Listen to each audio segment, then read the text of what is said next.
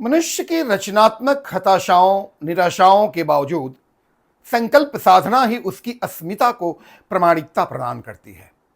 दृष्टि के मुताबिक उसे सर्जन धर्मी बनाकर अक्षत मूल्यों से जोड़ती है।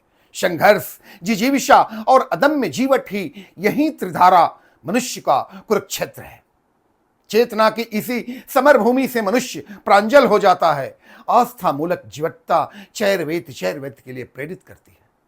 अंधेरों के बीच जुगनुओं को अपने अंदर समाने की इच्छा शक्ति संकल्पित होकर उन यातना तरंगों को पार करती जाती है जहां मनुष्य की स्थिर चित्त और योद्धा बनने में बाधा उत्पन्न करने वाली कारकों को युक्ति संगत रणनीति से पराजित करने वाला ही धुरंधर कहलाता है। सादर दैनिक अभिवादन। मैं doctor Janardan Yadav, Juliet Yankee official में आपका स्वागत है।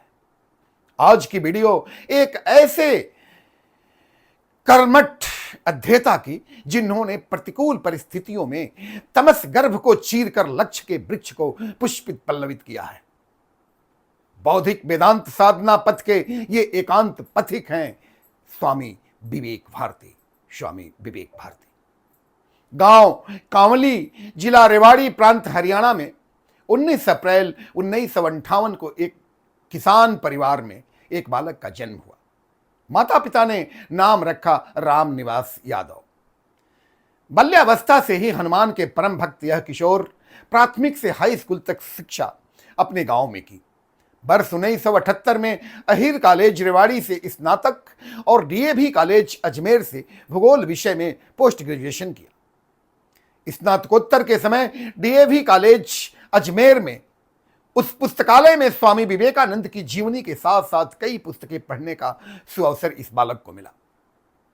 विवेकानंद जैसे जीवन जीने का विचार जन्म लिया और पोस्ट ग्रेजुएशन के बाद गुरु की खोज में कई वर्षों तक नागा पहाड़ियों में भ्रमण, ईश्वर से गुरुदेव प्राप्ति के लिए प्रार्थना, जैसे रामकृष्ण परमहंस काली मां की पूजा किया करते थे।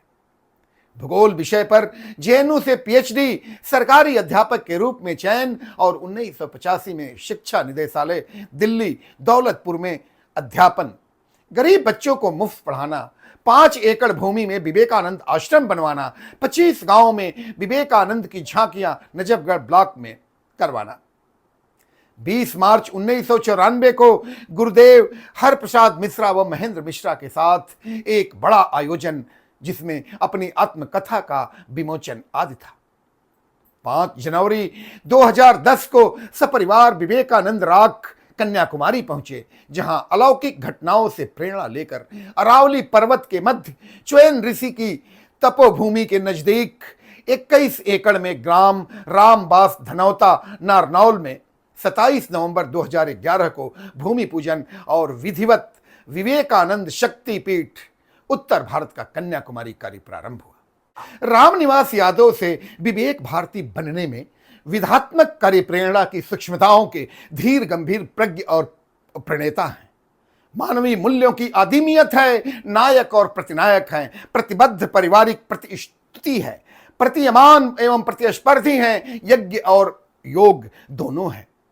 संतरणा और कर्मयोग का समन्वय ऐसा कि ना कभी थकते और ना ही विश्राम कर पाते।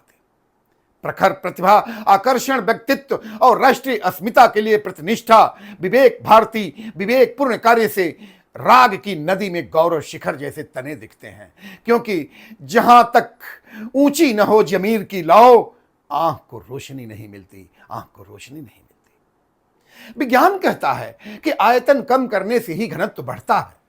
रुई और लोहे में यही अंतर है कि लोहे का घनत्व अधिक है, इसलिए वह भारी है। स्वामी विवेक भारती का आयतन कम करने का प्रयास इस कारण कि इनके वजन की अनुभूति करा सकूं।